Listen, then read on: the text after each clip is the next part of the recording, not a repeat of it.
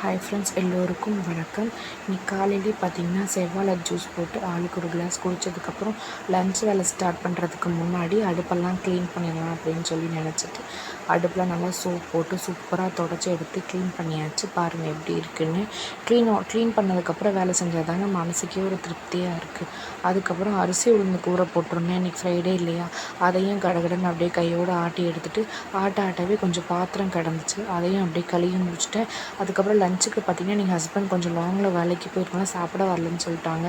நானும் தம்பியும் தான். அதனால் சிம்பிளாக இன்றைக்கி பருப்பு சாதம் தான் ட்ரை பண்ணியிருந்தேன். தக்காளி வெங்காயம்லாம் இது பண்ணி போட்டு சிம்பிளாக பருப்பு சாதம் தான் ட்ரை பண்ணியிருந்தேன். சூப்பராக வந்துருந்துச்சு. அதுக்கு மேலே குக்கர் வச்சு அதில் கொஞ்சம் எண்ணெய் விட்டு கடுகு, சீரகம், கருவேப்பிலை, வெங்காயம், பச்சை மிளகா, தக்காளி எல்லாம் போட்டு நல்லா உப்பு போட்டு வதக்க விட்டுருங்க. வதங்கினதுக்கப்புறம் கொஞ்சம் மஞ்சள்தூள் போட்டு தேவையான அளவு தண்ணி விட்டுட்டு நல்லா ஒரு 3 விசில் விட்டு ஆகிட்டுனா சூப்பரான பருப்பு சாதம் ரெடி.